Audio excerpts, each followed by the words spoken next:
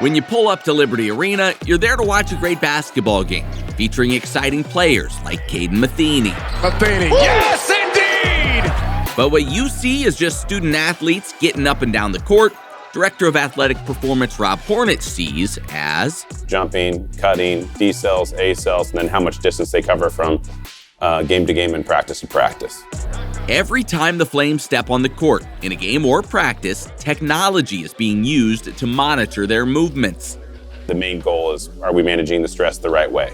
And is it good stress or bad stress? For internal measurements to see how they're handling stress internally, we have a heart rate monitor, and then we have a Kinexon, which is measuring accelerometry data. The technology that we wear, the Kinexon pucks that we have on our hips, tells you how many miles you ran and how fast you ran, and me running around all over the place trying to get open, and Colin and Zach finding me in places. Once I give the ball up, I'm running again. So I usually do. I'm putting in a lot of track miles out there.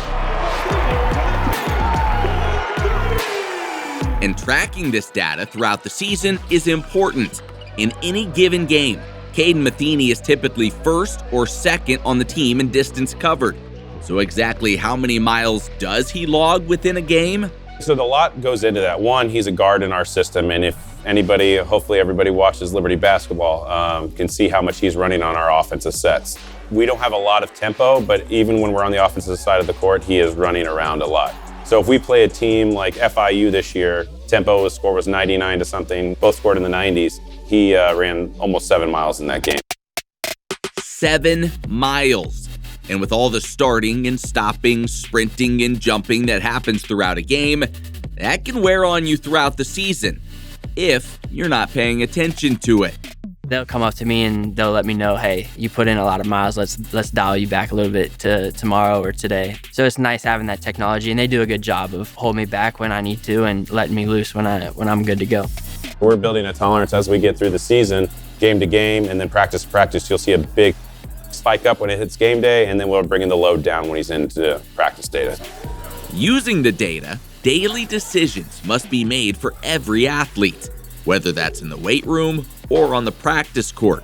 It's for their benefit, but also with the long-term goals of the team in mind. Back to Matheny on the baseline, goes to the rim and scores! Once you get to the conference tournament and it's like, let's hopefully we get a first and second round bye so we get a little more rest for our guys. That's when you're like, okay, we've done what we need to do to manage their bodies to let them win 3 games in 3 days if we need to. It's an approach that has worked, but it has to have buy-in from everyone involved.